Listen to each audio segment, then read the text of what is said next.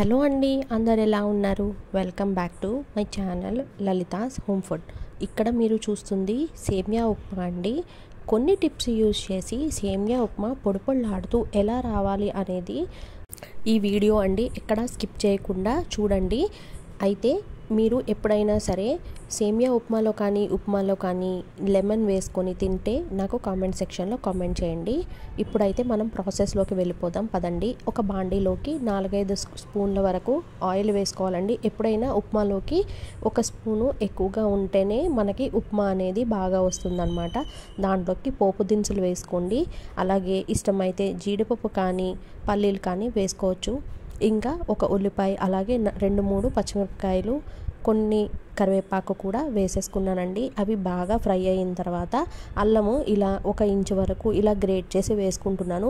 మీకు ఇష్టమైతే చిన్న చిన్న ముక్కలుగా కూడా కట్ చేసి వేసుకోవచ్చండి. ఇంకా అవి వేగిన తర్వాత ఒక 1/2 టీ స్పూన్ అయితే పసుపు అయితే వేస్తున్నానండి. తర్వాత కొంచెం కొత్తిమీర అయితే వేసుకుంటున్నాను. ఇవి బాగా వేగిన తర్వాత మనం ఉప్పు అయితే వేసుకుంటున్నామండి. ఒకసారి మొత్తం అంతా కలిపేసుకొని మనం ఏ సేమియాలు అయితే వాడుతున్నామో, నేనైతే ఇక్కడ బ్యాంబినో వాళ్ళది అయితే వాడుతున్నానండి. ఇది రోస్టెడ్ సేమియా కాదు, నార్మల్ సేమియానేనండి. అయితే మీకు ఎంత క్వాంటిటీ కావాలో అంత వేసేసుకొని ఈ ఆయిల్ ఒకసారి ఖచ్చితంగా వేయించాలండి. అప్పుడే మనకి టేస్ట్ అనేది ఎన్హాన్స్ అవుతుందన్నమాట. చక్కగా సిమ్లో పెట్టుకొని అక్కడే ఉంటూ మనం వేయించుకోవాలండి. అసలు కలపడం ఆపేస్తే మనకి సేమియాలు అనేవి గెడ్డగా ఒక సైడ్ మాత్రం బ్రౌన్ అండ్ బ్లాక్ కలర్లో మాడిపోతాయి. సో అలా అవ్వకుండా ఉండాలి అని అంటే చక్కగా లో ఫ్లేమ్లో మనం బాగా కలుపుతూ ఉండాలండి. ఎప్పుడైతే అవి మనకి బియ్యం నానబెట్టినట్టుగా కలర్ చేంజ్ అవుతాయో, అలా కలర్ చేంజ్ అయినప్పుడు నిమ్మకాయ అయితే నేను ఇక్కడ 1/2 లెమన్ అయితే స్క్వీజ్ చేసుకున్నానండి. మీకు ఇష్టం లేకపోతే ఈ లెమన్ని స్కిప్ చేసేయచ్చు.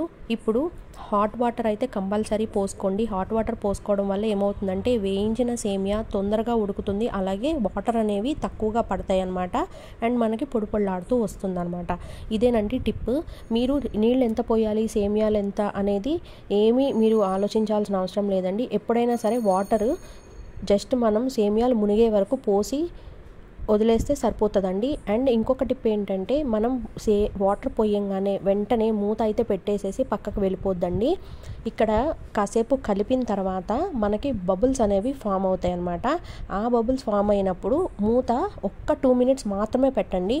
అప్పుడు మనకి సేమియాలు అనేవి అలానే ఉంటాయి అండ్ లోపల మగ్గుతూ ఉంటాయి అన్నమాట. అప్పుడు మనకి కన్సిస్టెన్సీ అనేది సూపర్గా వస్తుందండి.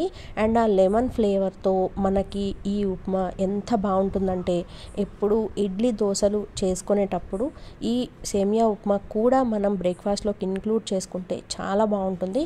అండ్ వన్ మోర్ థింగ్, మనం ఉప్మాని ఎప్పుడైనా సరే వేడిగా తింటేనే బాగుంటుందండి. అన్నట్టు నేను బియ్యం వాడకుండా దోశ అయితే వేశాను. రీసెంట్గానే అప్లోడ్ చేశానండి. దీని ముందు వీడియోనే. వీలైతే మీరు వాచ్ చేయకపోతే కంపల్సరీ వాచ్ చేసి మీ ఫ్రెండ్స్ అండ్ ఫ్యామిలీకి షేర్ చేయండి. జొన్నలతో అండ్ రాగులతో కలిపి బియ్యం వాడకుండా చేసిన దోశ అండి. అండ్ అలాగే డిస్క్రిప్షన్ బాక్స్లో మరిన్ని వీడియోస్ ఉంటే తప్పకుండా వాచ్ చేయండి. మన సేమియా ఉప్మా రెడీ అయితే అయిపోయిందండి. ఇంకా ప్లేట్లోకి సర్వ్ చేసుకొని తినడమే ఆలస్యం. అయితే చాలా పొడిపొడిలాడుతూ వచ్చింది కదండి. నా ఛానల్ని ఫస్ట్ టైం చూస్తున్నట్టయితే ఖచ్చితంగా సబ్స్క్రైబ్ చేసుకోవడం అసలు మర్చిపోద్దండి. మీ ఫ్రెండ్స్ అండ్ ఫ్యామిలీకి కూడా చెప్పి నా ఛానల్ని సబ్స్క్రైబ్ చేసుకోమని చెప్పండి. ఈ ఛానల్లో మీకు ప్రతి ఐటెం చేసేటప్పుడు మీకు కొన్ని టిప్స్ అయితే చెప్పడం జరుగుతుందండి. అవి మీకు ఖచ్చితంగా యూస్ఫుల్ అవుతాయండి.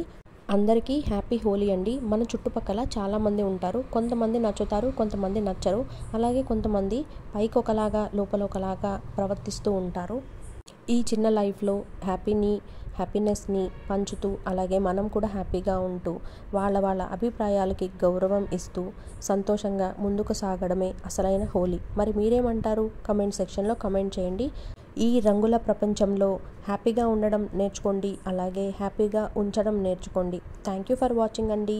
Keep smiling. Bye bye. అవునండి, అడగడం మర్చిపోయాను. సబ్స్క్రైబ్ చేసుకున్నారు కదా?